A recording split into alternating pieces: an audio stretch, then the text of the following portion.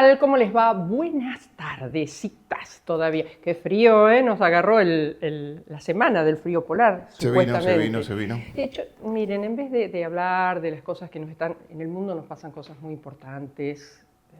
Yo, ilusa, pensé que después del COVID el mundo iba a ser otro. Bueno, me equivoqué, o sea que si me van a juzgar por esas opiniones cuando hago análisis político, estoy frita.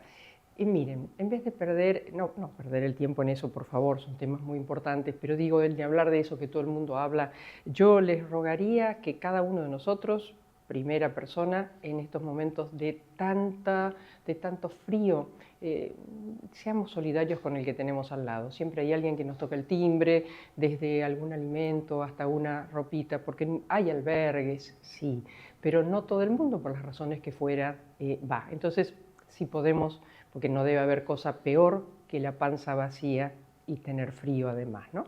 Bueno, hecho eso, tenemos a dos queridos amigos que van a ser convencionales, Marcos, y los vamos... Ah, no, yo lo iba a presentar, pero me falta presentar la ropa. Me va a matar Ilan. Diga usted. Bueno, usted la Sí. viste en Linkows de Dorrego 911 con Sí, su claro. WhatsApp 341 542 83 Sí. 48, vestido City de algodón agroecológico y el tejido melé de lana merino. Sí. Ahora aprendí que voy para arriba, entonces, ¿qué muestro? Los aro olivo de María Rosúa, Ay, estimo. qué lindo. Bueno. Precioso. Bueno, y la cabecita por fuera. Sí, señor. Cecilia y Patricia, 341 6 3508 63. Muy bien. Ahora sí. Comenzamos con la dama. La doctora Leonela Catalini nació en Villa Cañas. En el 2004 se mudó a Rosario para comenzar sus estudios superiores en la Facultad de Derecho de la Universidad Nacional de Rosario, donde se recibió de abogada en el año 2009. Posgrado de especialización en Derecho Penal en la Universidad Nacional de Rosario y otro de especialización en Criminología en la Universidad Nacional de Quilmes. Comenzó su militancia universitaria en la agrupación Defendamos Nuestra Identidad del Movimiento Nacional Reformista, brazo universitario del Partido Socialista. Del 2015 al 2019, durante la intendencia de Mónica Fein, formó parte del gabinete municipal en Rosario como coordinadora del Plan Abre. En 2019 asumió como diputada provincial de Santa Fe. En 2023 renovó la banca. Pertenece al bloque de Unidos para Cambiar Santa Fe en la Cámara de Diputados santafesina. Preside Comisión de Industria, Comercio... Ay, me equivoqué yo. Qué mala presidenta. Bueno, presidía la Comisión de Industria, Comercio y Turismo y vicepresidía la de Seguridad Pública. Integra la Comisión de Género, Mujeres y Diversidad y la Comisión Bicameral de Acuerdos. Denunció penalmente al juez federal Marcelo Bailaque por corrupción, por hechos ilícitos en los que estaría involucrado junto a Esteban Alvarado y al contador, que ambos compartían, Gabriel Misau. En abril fue electa convencional constituyente por Unidos. Junto a ella, el doctor Diego Giuliano nació en Rosario, aunque vivió en Arequito hasta los 13 años. Obtuvo su título como abogado en la Universidad Católica Argentina Rosario en el 89 y luego se doctoró en Ciencias Jurídicas y Sociales por la misma universidad en 2004. En la función pública comenzó como delegado del Ministerio de Gobierno, Justicia y Culto de la provincia de Santa Fe en la zona sur durante el periodo comprendido entre 2002-2003. Fue presidente del Consejo Consultivo de Seguridad Ciudadana de Santa Fe, secretario parlamentario de la Cámara de Diputados de Santa Fe, legislativo de la Cámara de Senadores de Santa Fe, fue electo concejal de Rosario, cargo que desempeñó 2009-2017 durante 2 mandatos consecutivos. Precandidato a intendente de Rosario en 2011. En el 2019 fue designado como subsecretario de Innovación Institucional y Política de la provincia de Santa Fe y a partir de 2020 se desempeñó como subdirector ejecutivo de la Comisión Nacional de Regulación del Transporte. Fue titular del Ministerio de Transporte desde diciembre de 2022 hasta el 10 de diciembre de 2023 durante la presidencia de Alberto Fernández. Hoy se desempeña como diputado nacional por nuestra provincia. Desde marzo de 2024 es presidente del Frente Renovador. El 13 de abril de 2025 también fue elegido convencional constituyente de nuestra provincia por el Frente Más para Santa Fe. Bienvenidos ambos, y muchas gracias. Bueno, pronto ya se van a poner ya deben estar trabajando, ¿no? Armando posicionamientos, supongo, para los puntos que van a ser reformados. ¿Habrá algún tipo de coincidencias o cómo piensan que va a transcurrir esta convención constituyente? Bueno, De mi parte voy a trabajar para que haya coincidencias. Creo que vivimos en un momento de tanta grieta, de tanta dificultad, de tanta apatía en la sociedad, y me parece muy importante que la Constitución de la provincia de Santa Fe sea una oportunidad, sea un puente al futuro para que podamos ponernos de acuerdo en los grandes temas. Creo que la Constitución tiene que ver con rediseñar el poder, con además hacer más democrático ese poder y con más participación, y me parece que es una obligación de los constituyentes demostrar que podemos ponernos de acuerdo, que lo podemos hacer entre personas que pensamos distinto y también que lo podemos hacer con la sociedad civil, así que ojalá sea una oportunidad para eso. Antes de darle la palabra a Diego, quiero recordar que Diego seguramente debe ser uno de las personas que más conoce de nuestra Constitución. Recuerdo ese texto de comparación que hiciste con nuestra Constitución y la Constitución Nacional reformada, ¿no? Así es, buenas noches, gracias también por la invitación siempre. Y como decís, María Herminia, a mí me tocó cumplir diferentes tareas en la vida pública, pero si hay algo que me pasó durante toda la vida es que me dediqué al derecho constitucional, y sobre todo al derecho constitucional de las provincias, al derecho que se llama constitucional provincial, que en función de ese centralismo, incluso académico, que muchas veces existe, ha quedado de alguna manera incógnita para muchísima gente, incluso para los expertos en derecho constitucional. Con lo cual me dediqué mucho tiempo a hacer una constitución comentada de la provincia de Santa Fe, un trabajo que tiene que ver con también esa generación del 62, que fue una generación que le dio constitución a la provincia tras un proyecto de provincia muy claro, muy definido, con Silvestre Benis a la cabeza. Y creo que ese es, como bien decía aquí mi compañera de panel hoy, creo que es un buen momento para demostrar que debemos conseguir un piso de consenso, porque si no la Constitución no sirve. Claro. Es decir, la reforma no sirve. Claro. La reforma sirve en la medida en que tenga la legitimidad del consenso. Si no, es una Constitución para pocos que, como tantas otras en la historia, va para atrás y en realidad pierde inmediatamente su sentido y su vigencia. Tenemos una Constitución de 62 que mucho tiempo atravesó dictaduras, atravesó momentos difíciles, fue sancionada en el medio de un golpe blando, pero golpe al fin, como era el golpe de Guido, no de Guido, pero el golpe que Guido después se transforma en el presidente.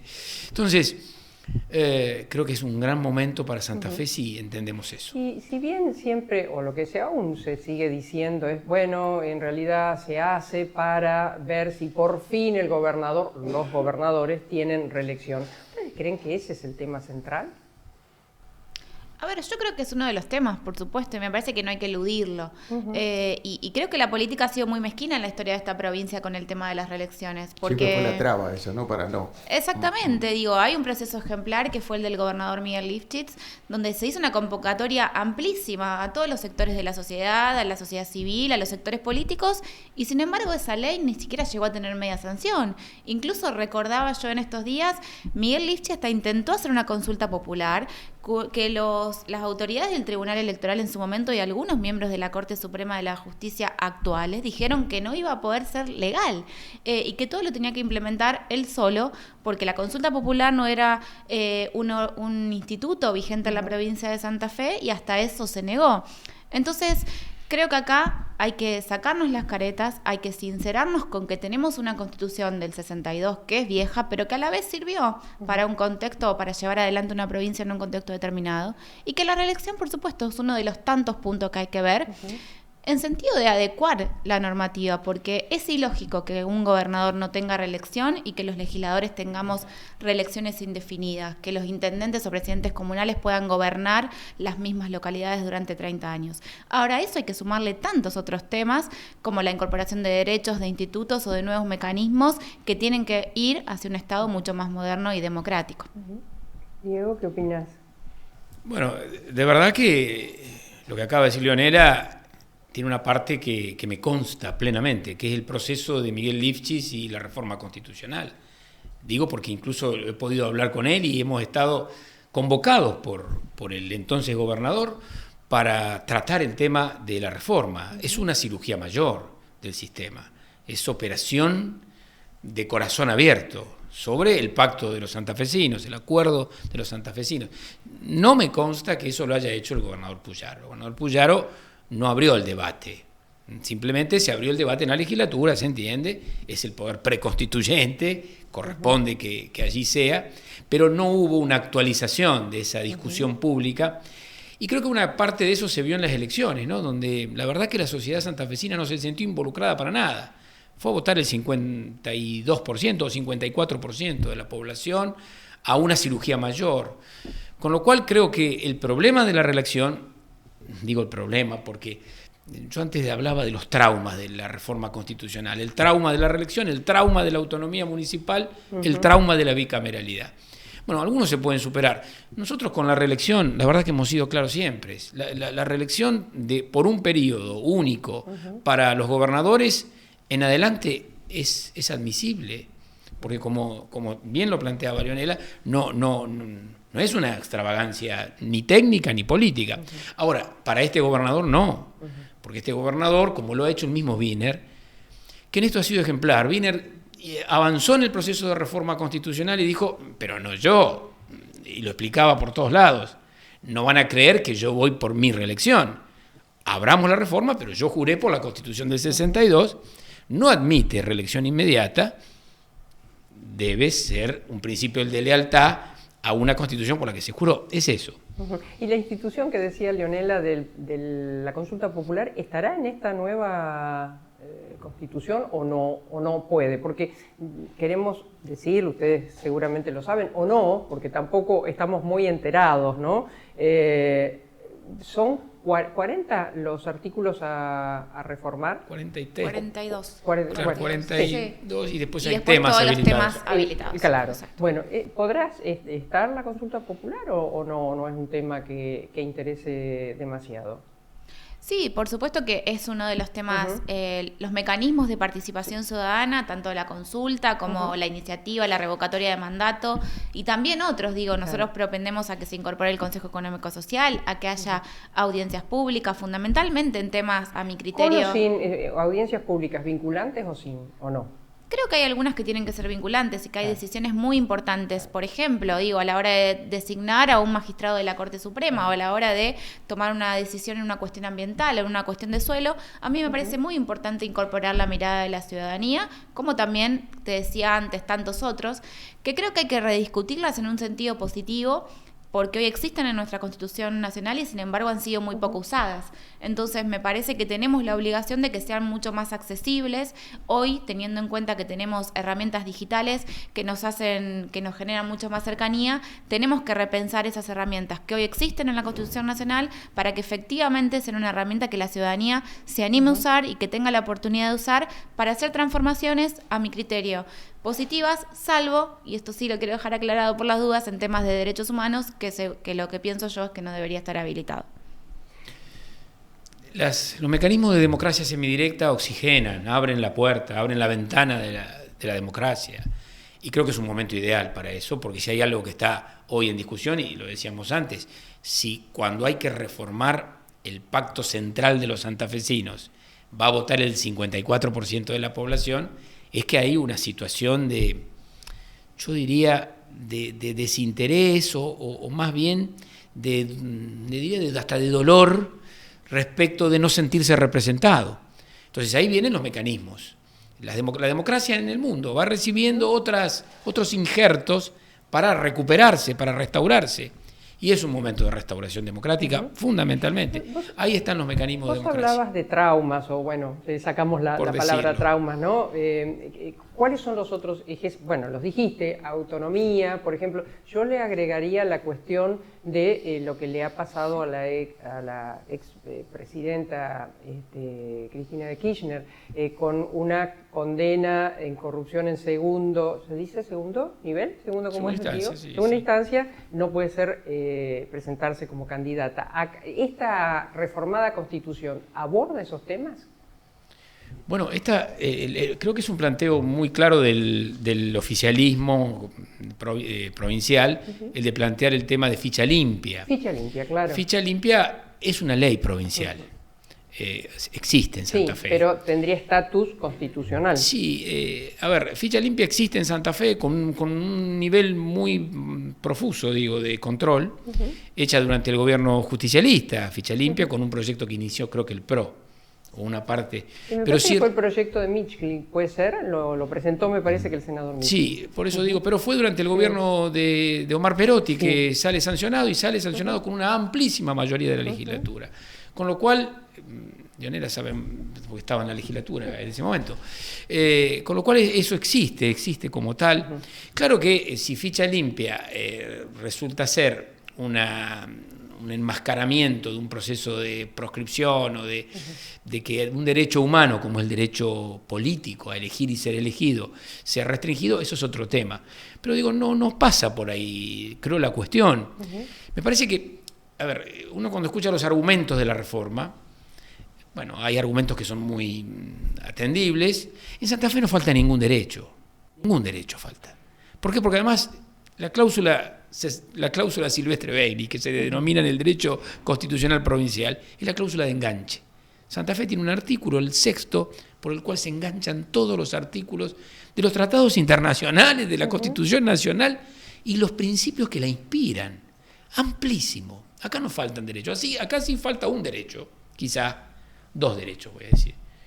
Un derecho que es el derecho de Maximiliano Puyaro a ser reelecto de manera continua, y un derecho que es importantísimo que tratemos, que es el derecho de las autonomías plenas de los municipios. ¿Y ahí qué postura tienen, Leonela?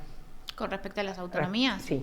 A ver, la autonomía municipal es un mandato constitucional desde el 94, entonces, y nosotros como organización política, en mi caso socialista, venimos de una tradición municipalista, así que por supuesto apoyamos y vamos a defender la autonomía municipal, pero también creemos que tiene que tener un capítulo y un reconocimiento muy especial los entes metropolitanos y la facultad de asociarse, porque creo que del 94 a esta parte han pasado muchas cosas, las ciudades tienen que ser autónomas, pero también tienen que poder discutir y tienen que tener la obligación de discutir, políticas como la movilidad, como los residuos, como las políticas industriales, en conjunto con otras ciudades indefectiblemente. ¿Y el presupuesto para esas autonomías?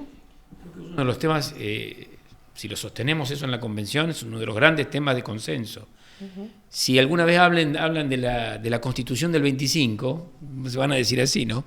La Constitución del 25 debería ser la gran Constitución de las autonomías, la que le da plenitud a las autonomías.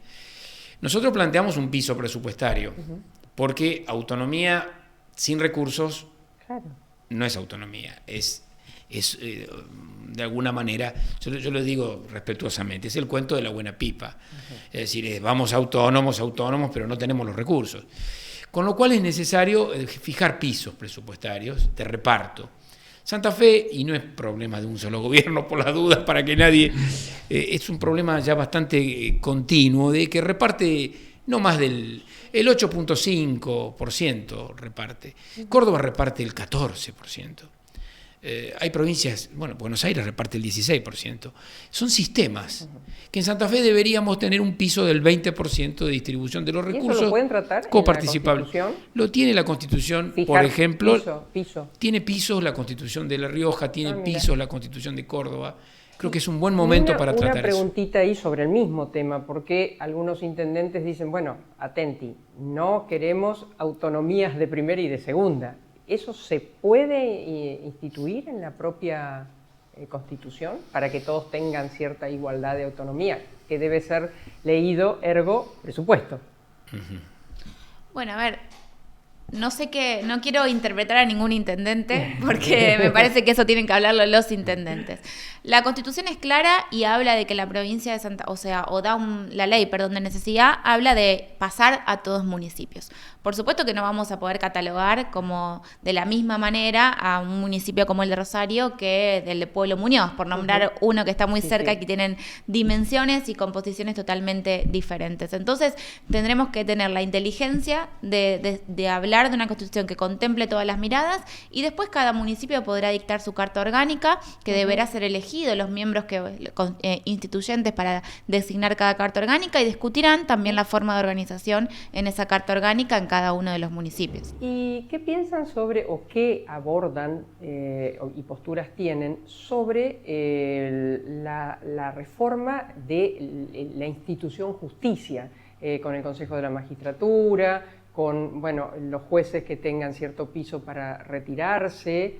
Creo que hasta un 75 y una prórroga de 5 años. ¿Así sería lo que estarían por analizar en la Carta Magna? Ahí tenemos un tema que es la ley que declara la necesidad de la reforma, que sale de la legislatura.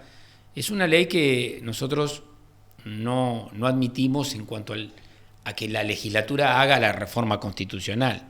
Es una ley que yo pregunté quién lo había hecho para hablar y ver cuál era el sentido. Digo, el sistema constitucional indica que el poder preconstituyente, que es la legislatura de Santa Fe, por una mayoría agravada, declara la necesidad de la reforma, dice el lugar, el tiempo, plazo, y además establece el temario. Ahora, decir cómo va a ser la reforma de la Constitución es una tarea de la Convención Constituyente. Claro. Con lo cual, la ley es inconstitucional en ese aspecto.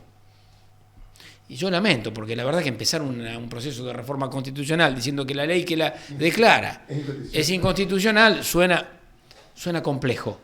Pero quizás sea superado por la Convención. Si la Convención tiene la apertura de decir, a ver, no tenemos que ceñirnos a lo que dijo la legislatura que había que reformar y de la manera que había que reformarlo, sino que la Convención, que va a tener una pluralidad alta en Santa Fe, ojalá que así sea, porque tiene una cosa buena la elección de Santa Fe. Yo sé que cada uno está con su elección, pero nadie tiene la mayoría absoluta, ni nadie tiene el quórum. Incluso, eso siempre es bueno. Eso es muy bueno desde el punto de vista de la trama democrática, el debate, el diálogo. Salvo que haya, y la sociedad tiene que estar atenta, salvo que haya algunas cooptaciones muy evidentes. Pero en principio nadie la tiene. Con lo cual eso obliga a un diálogo mucho más rico y en materia de justicia. Hoy lo empezaron acá, ustedes dos. Siempre. ¿Y vos qué opinás, Leonela, sobre lo que estamos hablando? A ver, yo creo que la justicia tiene que ser una de las grandes protagonistas de la reforma de la Constitución. No tengo, autonomía, no tengo dudas de eso. Digo, hablábamos antes de ficha limpia. Y la verdad es que a mí me parece que quizás a veces se mediatiza tanto la cuestión de ficha limpia cuando 9 provincias de la Argentina tienen ley de ficha limpia, incluso muchos países de Latinoamérica y del mundo, como Alemania, Francia tiene un sistema similar y demás. En Santa Fe es ley desde el 2023. Yo me pregunto, no hay ningún corrupto candidato ni en el 2023 ni en el 2025 después de la sanción de ficha limpia? Y no lo sé.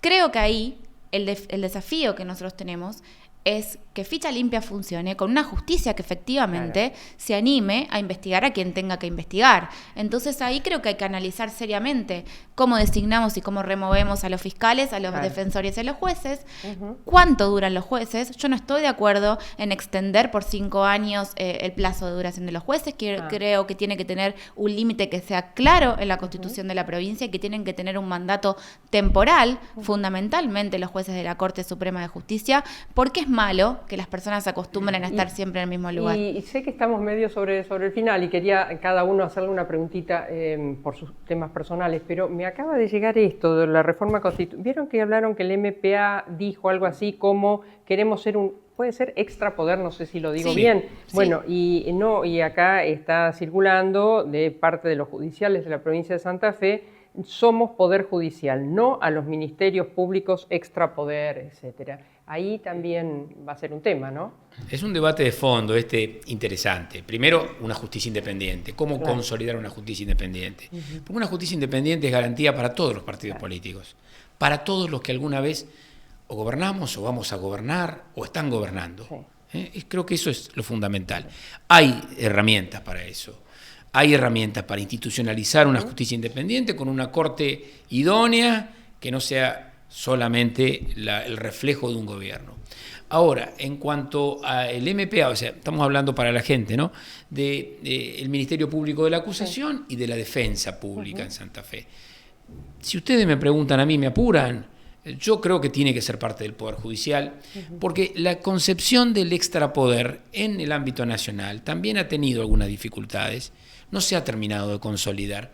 Y porque el extrapoder empieza a tener una debilidad sustancial, porque termina siendo hija del presupuesto. Claro. Y el presupuesto, ustedes saben que, bueno, hace algunas alteraciones. Entonces, el MP es muy importante en Santa Fe y también la defensa, en la medida en que podamos todos los partidos políticos darle garantía de funcionamiento autónomo, económico, financiero, institucional. ¿Vos asentías también? No coincido, acá no coincido con perdón. Diego. Yo tengo una postura que es muy clara y es que el Ministerio Público de la Acusación tiene que ser un órgano extrapoder. Entiendo los argumentos, pero digo, cuando... Sé que siempre hay reticencia al cambio, y está bien y los entiendo los judiciales, pero hay momentos que hay que dar el salto y creo que la institucionalidad de la provincia, de un órgano, que sea el que investigue, a quien tenga que investigar, no tiene que tener dependencia de nadie. No podemos seguir mezclando peras con manzanas, tiene que haber una clara independencia de aquellos que investigan sobre de aquellos que juzgan, y eso ya fue superado por innumerables fallos de la Corte Suprema de Justicia, y no tiene que haber ni una dependencia ni al Poder Ejecutivo, pero tampoco a los jueces, que son los que toman decisiones, como pasa hoy. Bueno, les iba a dar 3 minutos, ahora 2 cada uno, por favor, pero por temas personales, digamos, no personales, sino de las políticas de cada uno. Vos estuviste hace mucho tiempo sobre el tema de la acusación al juez Bailaque. Último momento, ¿qué sabemos? Bueno, último momento, creo que lo que pasa con Bailaque es un claro ejemplo de lo que no hay que hacer en la Constitución de la provincia con respecto al Consejo de la Magistratura, que hay que pensar algo distinto. Bailaque presentó su renuncia, a partir del 1 de julio la puso a disposición, todavía el presidente de la Nación no la ha aceptado, y el Consejo de la Magistratura decidió acusarlo la semana pasada en la Comisión de Acusación por una votación unánime de los que estaban presentes, así que estamos esperando que el presidente del Consejo de la Magistratura convoque a un plenario para abrir el jury de enjuiciamiento y para además votar la suspensión, que es la que aconseja esta comisión de acusación. Hoy se abrió el celular del secretario y sé que hoy se imputó al ex interventor de una de las cooperativas portuarias por las cuales también se lo investiga a Bailaque. Diego, te quería consultar, vos sos el presidente del Partido Renovador, Massa, bueno, el hecho convocante el otro día al quedar presa la presidenta del Partido Justicialista y expresidenta, bueno, esto produjo una cadena de solidaridades, pero ¿crees que, inclusive en el caso de ustedes, de Massa, se concretará en una lista de unidad, al menos inicialmente en Buenos Aires? Bueno, se está trabajando en ese sentido, ¿no? En 2 aspectos. Primero, entramos en el catálogo de los países que ponen presos a los jefes de la oposición. Y eso es ser el último de la fila, independientemente de una causa que tiene muchísimas irregularidades, tiene puntos muy flojos, que puede ser revertida en la Corte Interamericana de Derechos Humanos en Costa Rica. Eso es lo que sigue. Pero digo, el concepto de la unidad, Sergio Massa lo viene planteando hace mucho tiempo, no como una cosa decorativa, porque queda lindo en un discurso.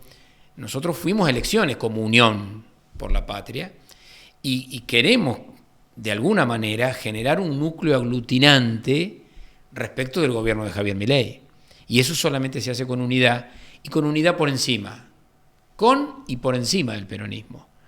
¿Por qué? Porque nosotros mismos, que somos parte del Movimiento Nacional Justicialista y que yo en mi caso pertenezco al peronismo, nosotros tenemos una posición de apertura lo más amplia posible, porque lo que está pasando hoy en la sociedad, en las familias, en la universidad pública, ahora tenemos una convocatoria para la semana que viene, una sesión especial para el financiamiento universitario. Las universidades están en un estado crítico y no son del espacio a lo mejor político al cual yo pertenezco. Sin embargo, vamos a quedarnos a asistir lo que le pasa a los jubilados, lo que le pasa a los discapacitados en Argentina. Entonces, eso obliga a los sectores políticos que pensamos de alguna manera similar en las cosas fundamentales a tener un núcleo de aglutinación, y esta es la tarea que estamos haciendo.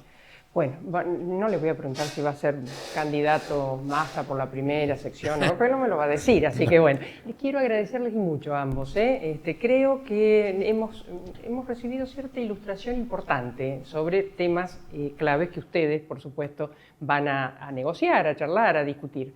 Señor. Vamos a la tanda. Sí.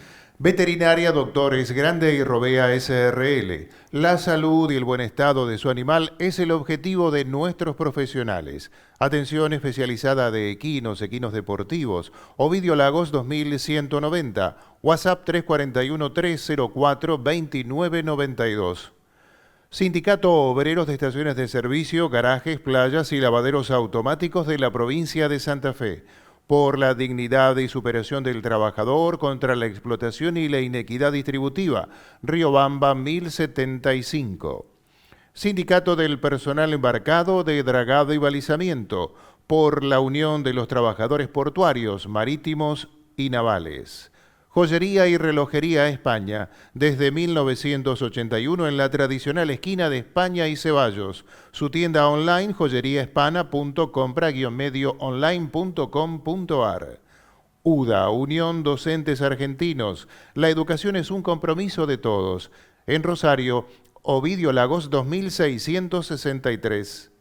Construyendo la transformación social, defendiendo en unidad los derechos de la clase trabajadora. Sindicato de Aceiteros Rosarios. Búscanos en las redes, estamos en Facebook, X e Instagram. El tango y sus avenidas. El tango y sus calles. Todas transitadas sin atajos ni barreras. Grupo Contrastango. Tangos, valses, milongas, candombes que fueron y serán. Visite nuestra web www.contrastango.com.ar o mariaherminiagrande.com.ar.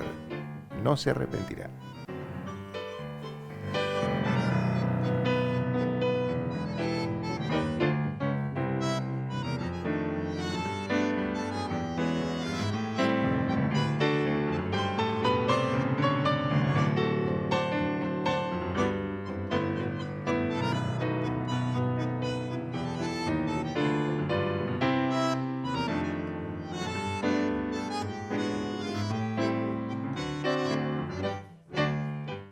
Postearlo en redes no alcanza. Hay una acción que vale más que 1000 palabras. Votar. Este 29 de junio, vota. Consejo Municipal de Rosario. Atilra es artífice de un proyecto solidario, colectivo y social. Es una realidad que crece, se desarrolla, vive y se multiplica. Pero sobre todo, permanece en el tiempo. Atilra, más de 70 años sembrando de sueños el camino.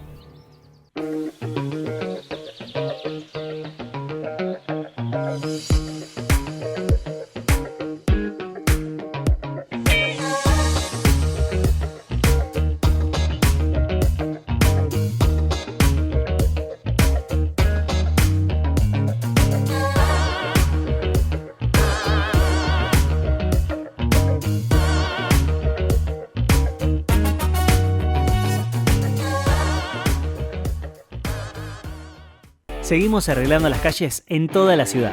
Obras en las avenidas Rullón, Ayacucho, Newell, Boulevard Oroño de Seguía a Arijón y en las colectoras de Boulevard Rondó, en Calle Dorrego, Junín, Mendoza, Sorrento, Donado y Ruiz, con tareas de bacheo en los barrios Echesortu, Ruchi, Abasto, Martín, Tío Rolo y Las Delicias, y con pavimento definitivo en los barrios Uriburu y La Guardia, Las Delicias, Empalme Graneros, Antártida Argentina, Lomas de Alberdi, Las Flores Este y La Granada. Obras por todos lados. Consulta cortes y desvíos en rosarionoticias.gov.ar. Municipalidad de Rosario. Ganar una discusión en el café no alcanza. Hay una acción que vale más que 1000 palabras. Votar. Este 29 de junio, vota. Consejo Municipal de Rosario.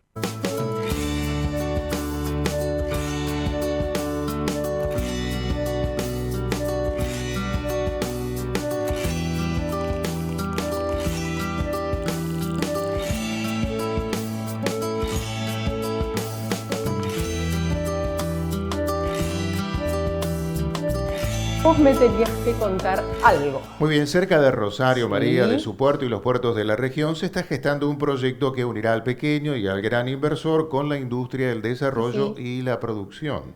Una propuesta tangible como su respaldo. En el cruce de las rutas 34 y A012 está naciendo TILS, emprendimiento urbanístico tecnológico, industrial, logístico y ¿Me sustentable. puedo sumar? Sumate y sumarás. Me sumo, muy bien. Ahora, te voy a decir una cosita. Sí. Hasta ahora Sí, me que imagino. estamos grabando acá en el estómago me hace una cosita de hambre. Altea Charcutería es tu solución. Calidad, buen servicio, la recomendación justa. Picadas, vinoteca, panadería, productos de un almacén. vinito. También Río de Janeiro 470. Pedidos 3416 48 99 38. Instagram Altea Charcutería. Qué rico. Bueno, de la Altea Charcutería, Sí. vamos a la mesa. El doctor Pablo Serra nos visita, abogado, egresado de la Universidad Nacional de Rosario en el año 2002, maestría en Derecho, doctorado en Derecho y mediador, Universidad Nacional de Rosario, negociación por la Universidad de Harvard en Estados Unidos, cofundador y socio del estudio jurídico Serra y Potska Asociados, espero haberlo dicho bien, en el año 2003 y de CIC Group en el año 2010, empresa dedicada a consultorías y desarrollos inmobiliarios, ambos de nuestra ciudad. Se desempeña profesionalmente en la Unión Obrera Metalúrgica de la República Argentina desde el año 2004, como apoderado de dicha entidad desde el año 2008, interviniendo especialmente en la solución de conflictos colectivos, asesor legislativo en el Congreso de la Nación, periodo 2015-2019, docente universitario en la Facultad de Ciencias Políticas de la UNR en la carrera de Relaciones Laborales, ejerciendo la jefatura de cátedra de la materia de Derecho Laboral 2. Fue candidato a convencional constituyente, lista Activemos, encabezada por el senador Marcelo Lewandowski.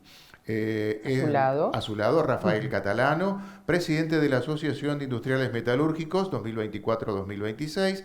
Previamente se desempeñaba como secretario general de dicha asociación.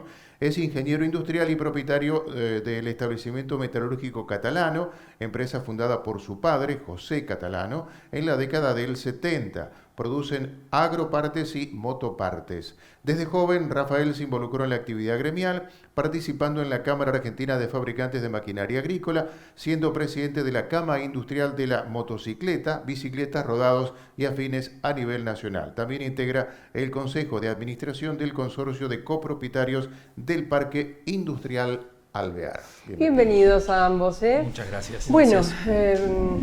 pasamos en el bloque anterior todo lo que va a tratarse en esta reforma convencional, constitucional de nuestra Carta Magna, en una base del momento en donde la ciudadanía, por ahí hoy me decía un candidato, ¿sabes qué pasa, María? Porque hay cierta apatía, porque cada uno está en lo suyo, porque las cosas están complicadas. ¿Cómo está el sector?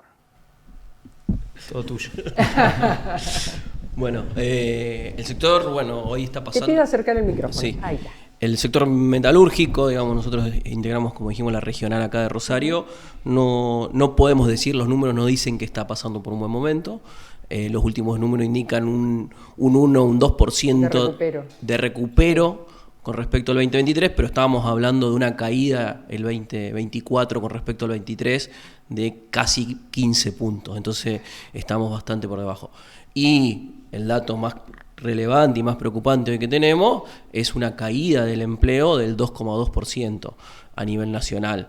Y Rosario, por la particularidad que tiene en cuanto a las ramas metalúrgicas y todo, refleja siempre los números muy parecidos a nivel nacional. Entonces estamos hablando de que se están perdiendo puestos de trabajo. Esa es la preocupación principal. Yo me acuerdo días atrás en un desayuno que ustedes no tuvieron la generosidad de invitarnos a un grupo de periodistas, decían, vamos a ver qué pasa este próximo semestre. Hasta aquí aguantamos a nuestros trabajadores, porque, por la calidad, formar un trabajador no es fácil, supongo que por lo humano también, pero no sé qué va a pasar el próximo semestre. ¿Cuál es la realidad que ustedes ven en fábrica? Bueno, a ver, yo un poco traslado, aclaro, yo soy abogado, no soy sindicalista, con todo el respeto que me merece y con mi convivencia que a veces me mimetizo, pero bueno, lo hablo directamente con ellos y estoy en contacto con los trabajadores fundamentalmente todos los días. La realidad que comparto lo que decía Rafael, lo que dijo Rafael no es una cuestión de compartir o no compartir, son datos objetivos, digamos, no. Después podemos... El INDEC en estos días, si no es ayer o hoy, también reflejó esa caída. Sí, después podemos hacer una valoración de los datos, pero contra el dato no se puede discutir. A todo esto hay que agravarle la situación del poder adquisitivo de los trabajadores. porque no es lo mismo que la actividad esté mal, que haya una recesión ostensible, con un mínimo de base donde los trabajadores puedan sobrevivir con su salario, con una situación como la que se vive, que aparte de todo eso, el trabajador no le alcanza para llegar al fin de mes, hecho que es casi inédito en Argentina, porque en Argentina siempre hubo problemas, pero los problemas no lo tenía tan profundamente el que trabajaba. Hoy lo tiene el que trabaja. Sí, algunos automáticamente caen en la línea de pobreza. ¿No? O sea, en Argentina siempre hubo inconvenientes, donde el inconveniente justamente era quedarte sin empleo, porque la falta de empleo te hacía caer debajo de los índices de pobreza. Hoy el trabajador es pobre. Eso es un agregado que se está incorporando a una realidad que pocas veces la hemos vivido, que inclusive en la estructura industrial en la que se vive, vuelvo a reiterar, agrava porque nosotros, por lo menos del lado laboral, vemos no solamente un estado de situación complicado actual, sino que no se ve la luz al final del túnel. Porque si uno dice, bueno, vamos a hablar en criollo, claro, banco los trapos porque veo que después hay un proyecto, claro, sí, o sabemos hacia dónde vamos, pero por lo menos nosotros que estamos en contacto permanente, siempre lo digo, cuando el primero que sabe si hay trabajo o no hay trabajo dentro de una empresa es el propio trabajador. No hace falta que venga el dueño a contarle. El trabajador sabe si tiene trabajo o no tiene trabajo. Pero además hablamos de pymes, creo que eras vos o el secretario de AIN el otro día que decía, la mayoría de nosotros abre la fábrica. Porque no son infinitas cantidad de trabajadores, ¿no? Sí, el entramado metalúrgico está, y el trabajo y el empleo en Argentina, el 80% lo dan las pymes. Entonces, decir industrial o decir empresario, creo que tenemos que empezar a transformar también esa palabra que a veces tan mal la hacen ver a veces los periodistas y a veces la misma gente. Creo que ahí tenemos que hacer nuestro mea culpa de por qué se llegó a eso. La gran mayoría somos que abrimos la puerta, que conocemos a los trabajadores, que conocemos la familia de nuestros trabajadores. No es que, digamos, a mí no me van a decir quién es el nombre de cada uno de mis trabajadores. Entonces, entendemos eso. Como dijo Pablo acá, redoblo un poco más de eso. Sabemos que no le alcanza llegar a fin de mes. Sí, lo entendemos, pero también tenemos la complicación desde el otro lado, que se nos complica mucho pagar los sueldos, e incluso cuando te dicen competimos, que esto que lo otro, tenemos hoy sueldos a nivel internacional altísimo y por debajo de la línea de pobreza. Una complicación terrible. Yo vengo a dar clase y contaba justamente eso, la particularidad en un escenario práctico de que Argentina hoy en términos en dólar no está bajo en cuanto a salarios, en términos en dólar en la región. Sí. Ahora estamos en uno de los peores momentos históricos del poder adquisitivo de los trabajadores. Entonces algo nos cierra. Particularmente el tema metalúrgico, esto lo cuento, lo digo más como docente que del lugar en el que estoy. La masa salarial reivindicada de la parte sindical en cuanto a una discusión paritaria en el sector metalúrgico es bastante alta en comparación con otros sectores, y el sueldo del trabajador metalúrgico es bajo. Yo pongo el ejemplo con otra actividad. ¿Y eso cómo se entiende? No, eso se entiende, a ver, primero porque hay un desfasaje en las rentabilidades en Argentina gigantesca. Vos tenés, te pongo un ejemplo práctico, vos tenés un trabajador, ¿qué quiere ser hoy? Y la gran mayoría quiere ser o bancario o aceitero. Para poner un ejemplo, que son aceiteros. Vamos a poner el ejemplo de aceiteros. Son, por suerte, para los trabajadores, son uno de los trabajadores que... Ahora, ¿cuánto significa la reivindicación de la masa salarial del salario del trabajador aceitero? En el universo de la rentabilidad, ¿cuánto significa? Un 3% aproximadamente. ¿Cuánto significa la masa salarial en la rentabilidad del sector metalúrgico? Un 40% casi. Entonces, vos decís, en un lado es un 40% con sueldos bajos, en el otro lado es un 3% con sueldos que parecen altos. Entonces, quiere decir... Lo que está diciendo es que a un aceitero, al dueño de la aceitera, no le significa aumentar mucho los sueldos. Tendría que estar ganando 30 veces más el aceitero para igualar la reivindicación. Y sin embargo, el salario del aceitero es alto y el salario para lo que se necesita. Eso es porque se ha destruido tanto la industria metalúrgica en particular. Por eso un poco comparto lo que decía Rafael, uno lo sabe en estas vivencias que vive y que las vicisitudes que discutimos.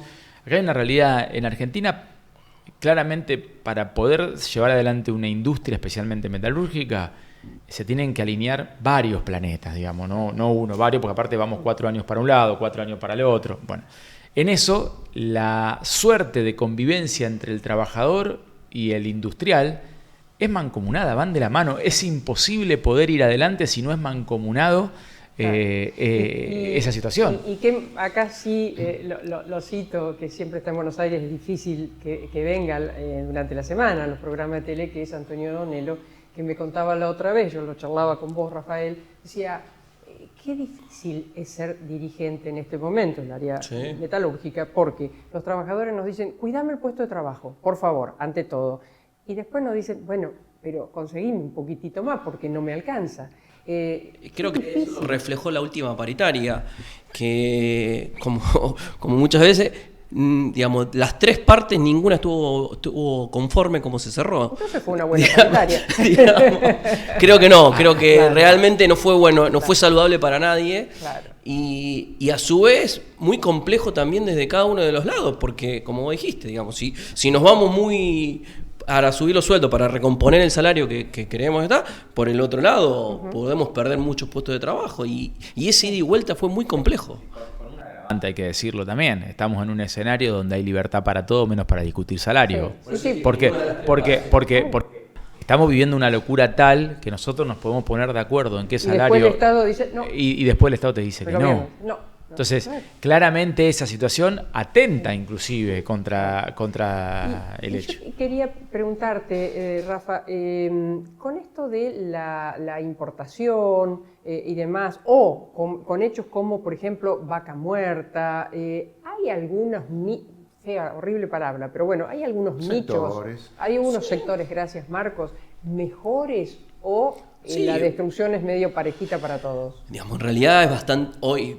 Por la lejanía que tenemos también, digamos, si bien hay sectores que se están convirtiendo o reconvirtiendo, siempre también explicamos que la industria no se convierte o se reconvierte de un día para otro. Los tiempos nuestros son mucho más largos. Digamos, cuando vos tenés cuando te dicen tenés que ser específico, productivo, tenés que desarrollarte. Cuando te dicen tenés que ser eficiente. Y tenés que ser eficiente, eficaz, digamos, y después por otro lado, ¿sí? Estamos hablando que hoy el problema más grande que tenemos, aparte de las importaciones y de una competencia desleal que hay que decirlo, digamos, contra China, lo dijo Pablo Rocco, no se puede competir, así que imagínense nosotros como pyme qué es lo que podemos hacer, la complejidad que tenemos, ¿sí?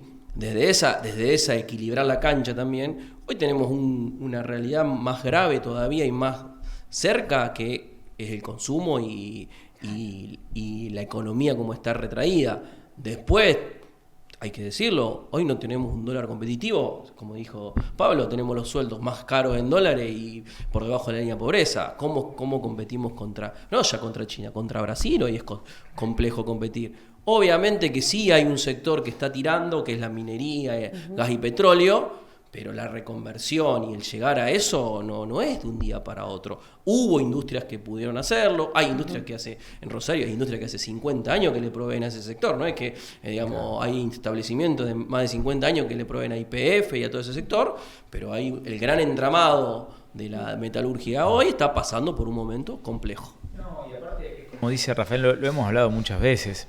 Lamentablemente la palabra reconvertir, a todos te dicen no, porque te tenés que reconvertir. A ver, hasta podemos estar de acuerdo, pero si vos no proyectás una planificación en ese camino hacia la reconversión, claramente estás dejando todo el universo existente afuera, porque no es fácil reconvertirte de un día para el otro. Crédito, imagino, para entonces, a ver, nuevas máquinas. Inclusive podemos ponernos de acuerdo. A ver, esto no va más, es tan anacrónico, tiene una fecha de vencimiento, perfecto. Bueno, tenemos que llegar hasta el otro punto. ¿Qué pasa en el medio? ¿Cómo llegamos? Porque creo, no sé, hay una enorme ausencia que sería esa directriz, que es un plan industrial o algo que se le asemeje, ¿no? Una directriz que tiene que ir como política, más que... más que un plan industrial, una política de Estado, María Herminia. Una política de Estado. Argentina no tiene política de Estado. Me conformo con menos. Pero claro, pero no puede ser que los países serios, independientemente de sus diferencias internas partidarias que existen, tienen políticas de Estado. Y gobiernan de izquierda, de centro, derecha, pero la política de Estado se ejecuta, esté gobernando quien esté gobernando. ¿Quieres decir algo, Rafael? Sí, cuando te hablan de reconvertirte, yo siempre hay algunos casos emblemáticos. Vos agarrás y te dicen querés reconvertir, agarrás Puma hoy, Puma la marca de zapatillas. ¿Qué arrancó haciendo? Zapatilla, y pasaron 50 años y sigue haciendo zapatilla. Yo cuento el caso nuestro, mi papá empezó haciendo bisagra de bancama, repuesto de bicicleta, después hicimos repuesto para cocina. Por eso estaba en la cámara de bicicleta. Sí, por eso pasamos, ya nos reconvertimos, ya en 50 años nos reconvertimos 10, 15 veces. No es que no nos reconvertimos. En la década del 90 desapareció la fabricación de bicicletas, desaparecieron los partidos de bicicleta. Y podemos empezar a nombrar muebles, podemos empezar a nombrar un montón de reconversiones, si quieren, y todo. Pero se dieron en décadas, entonces no es tan simple y sencillo. Y cuando te dicen, ¿por qué? Otra más, decimos. Cuando te dicen, otra más, entonces, en la década del 80 creo que había más empleados metalúrgicos, ellos nos van a saber decir mejor, que hoy. A la masa y el crecimiento fue exponencial, no exponencial, el crecimiento de la población fue mucho mayor, y no de la industria. Y creo que sí o sí necesitamos una política industrial a largo plazo. Ahora pymes son 40 o 60.000. ¿Cómo? Pymes, ¿son 40 o 60.000 en la República Argentina? En la República Argentina no tengo bien el dato, sí tengo el... Sé que hay países que tienen 200.000, por ejemplo, también. Pero en cuanto... Sé que es muy bajo en cuanto a la cantidad de la población. Trabajadores, la UON hasta la década del 90 tenía nucleados casi... llegó a tener 500.000 trabajadores y terminó en el 2001 con 50.000. Como ya digo para poner un claro ejemplo, de lo que significan estas políticas. ¿Hacia dónde vamos? Y yo lo digo esto, vuelvo a reiterarlo, me escapo un poco del lugar de apoderado de la UOM. Yo no consigo un país con la población que tiene Argentina que se sustente sin industria. Claro. No hay manera. ¿Cómo haces para darle trabajo a la gente? El resto ya está acreditado que no, el servicio no te alcanza, el campo no te alcanza. Claro. Yo creo que la suma de todos los sectores, no es el correr a algún sector. Claro. No es decir la industria sí, el campo no, es la industria, el campo, el servicio, todo. Como se está terminando el programa, pasó volando, siempre decimos lo mismo cuando hay cosas de interés como hoy. Pero no sé si fue iniciativa de ustedes el nombrar capital o conjunta, no sé, cuéntenos esto de nombrar capital nacional de la industria metalúrgica. Un proyecto de ambas instituciones, de AIM y de UOM, que fue presentado a nivel nacional por el senador Marcelo Lewandowski y también a nivel provincial por el diputado Rabia. Que nosotros ahora, estamos esperando un poco que pase este vendaval político, que están un poco abocados y se entiende a esta situación, pero creemos que sería muy importante que tanto el municipio, con quien ya hemos tenido algunas charlas, yo en particular con gente de la municipalidad, de la intendencia y los concejales, también tomen un poco la posta de esto. Creemos que no es solamente... va a exponer a las instituciones, sino que va a realzar a la ciudad. Claro. Rosario tiene una historia con la industria metalúrgica y sus trabajadores enorme, maravillosa, y creemos que de esto inclusive podemos tener un potencial, ¿no? Sí, un poco aprobando esto, y como lo dijo Pablo, fue un trabajo en conjunto de decir qué es esto, y el porqué también. El porqué era porque Rosario es la principal, ciudad en el interior, ¿sí? Con mayor cantidad de trabajadores metalúrgicos, con mayor cantidad de establecimientos metalúrgicos. Hay un montón de datos que la avalan. Entonces, por ese lado también queríamos reivindicar eso y que se muestre un poco la industria. Y como decimos siempre, mostrar el empleo industrial es un empleo calificado, un empleo que... En blanco, por más que esté bajo la línea de pobreza, ¿no? Sí. Miren, yo cerrando esto y agradeciéndole muchísimo a los dos, me pareció muy, muy lindo, muy interesante, en un país en donde a los gritos andan muchos, el diálogo, el consenso, y bueno, a la hora de discutir deben discutir como se discute, pero no se agrede. Una cosa es discutir los posicionamientos, ¿verdad? A ver, bueno, quién tiene más razón, si lo convences, si no, qué cedes, qué no cedes, pero dentro de la línea del respeto. Muchas gracias a ambos. Gracias por la invitación. Muy bien, nos dirigió Leo González junto a Azul y en la coordinación y producción Liliana del Bosco. Será hasta la próxima semana.